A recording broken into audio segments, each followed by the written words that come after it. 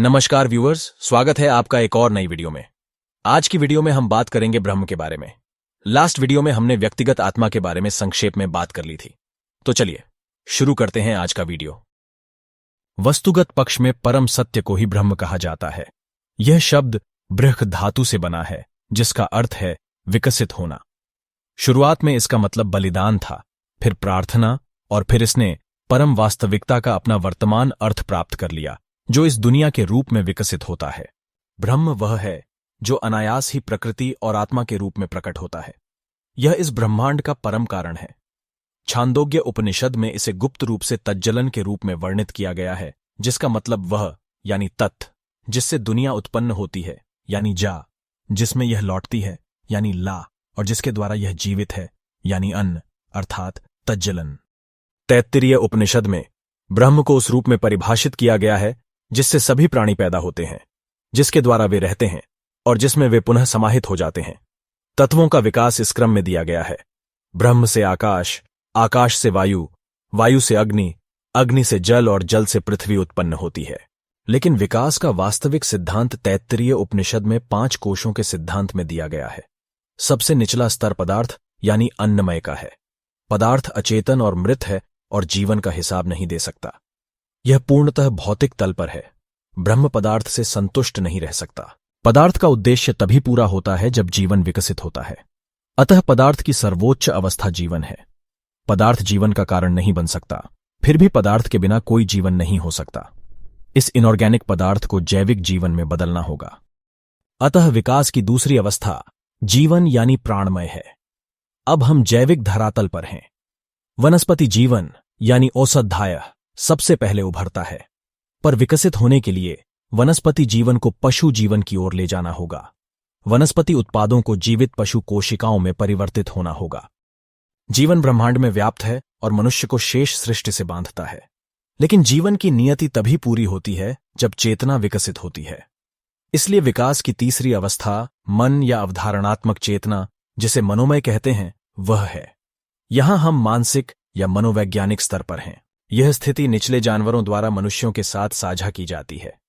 मन या चेतना निम्न पशु जीवन में वृत्ति यानी इंस्टिंक्ट और प्रतिवर्ती यानी रिफ्लेक्स क्रिया के स्तर पर रहती है। मनुष्य को भी वृत्ति और प्रतिवर्ती क्रियाएं मिली हैं और ये मानव जीवन को निर्धारित करने में महत्वपूर्ण भूमिका निभाती हैं। लेकिन पाश्विक प्रवृत्ति मूक होती है और स्वयं के विरुद्ध विद्रोह करती है। पाश्विक प्रवृत्ति अपने आप को अभिव्यक्त करना चाहती है और आत्मा की सत्ता को दबाना चाहती है। यह इंफ्रा रिलेशनल अविभाज्य भावना के स्तर पर है। यहां पर एक बात ध्यान रखने की है कि विषय वस्तु द्वैत यहां अनुपस्थित है, क्योंकि यह तथ्य अभी तक विकसित नहीं हुआ है।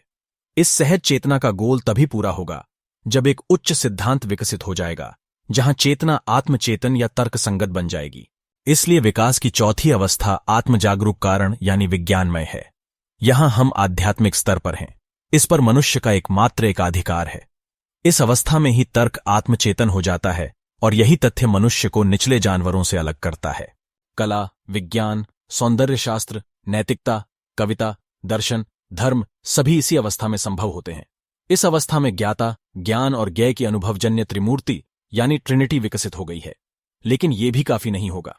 एक उच्चतर अनुभव है जिसकी झलक हमें अनुभवजन्य जीवन में मिलती है और जिसका हिसाब केवल बुद्धि से नहीं लगाया जा सकता। संबंधपरक और विश्लेषणात्मक, विमर्शात्मक और द्वंद्वात्मक बुद्धि अपने अंत के रूप में किसी उच्चतर चीज की ओर इशारा करती है, जिसमें वह अपने आप को विलीन करना चाहती है। विषय वस्तु द्वंद्व स्वयं को पार करना चाहता है।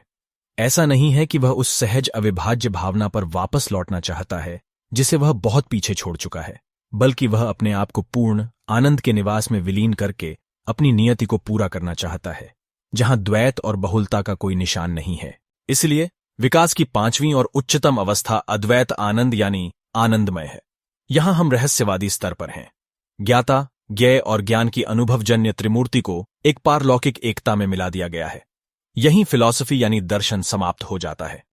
यह ब्रह्म, सर्वोच्च वास्तविकता, सभी से परे है, फिर भी यह उनकी पृष्ठभूमि के रूप में सभी का आधार है। निचला भाग नष्ट नहीं होता, यह बस उच्चतर में रूपांतरित हो जाता है। जीवन में पदार्थ नष्ट नहीं होता, मन से जीवन नहीं छूटता, मन तर्क में नहीं खोता, आनंद में कारण नष्ट नहीं होता। ब्रह्म उन सभी में व्याप्त है। यह सभी का अंतर्निहित आंतरिक नियंत्रक यानी अंतर्यामी और सभी का आत्म यानी सर्वभूतांतरात्मा है। सभी प्राणी, सभी देवता, सभी संसार, सभी अंग सार्वभौमिक ब्रह्म में समाहित हैं। यह ब्रह्म है, स्वयं प्रकाशमान, अमर, सभी लोकों का आधार, सर्वोच्च और इससे परे कुछ भी नहीं है। पदार्थ उसका शरीर है, वह उसकी आत्मा है। व्यक्तिगत आत्माएं इसके शरीर हैं और यह उनकी आत्मा है। यह स्वयं और जो स्वयं नहीं है उनको एक साथ रखता है, जो समान रूप से इसकी अपनी अभिव्यक्तियां हैं और फिर भी अपने स्वभाव में यह दोनों से परे है। संक्षेप में, ब्रह्म ही ब्रह्मांड का सार है। इसी से सब कुछ प्रकट होता है और इसी में वो सब वापस समा जाता है। तो ये थी आज की एक छोटी सी वीडियो जो कि एक बहुत ही गहरे विषय की एक झलक देती है। मैं आशा करता हूं कि आपको ये वीडियो इन्फॉर्मेटिव लगी होगी। अगली वीडियो में हम अपने डिस्कशन को और आगे लेके चलेंगे। तब तक के लिए आप बने रहिए मेरे साथ इस चैनल पे। इस वीडियो को एंड तक देखने के लिए आपका धन्यवाद। मैं मिलता हूं आपसे एक नई वीडियो में जल्द ही।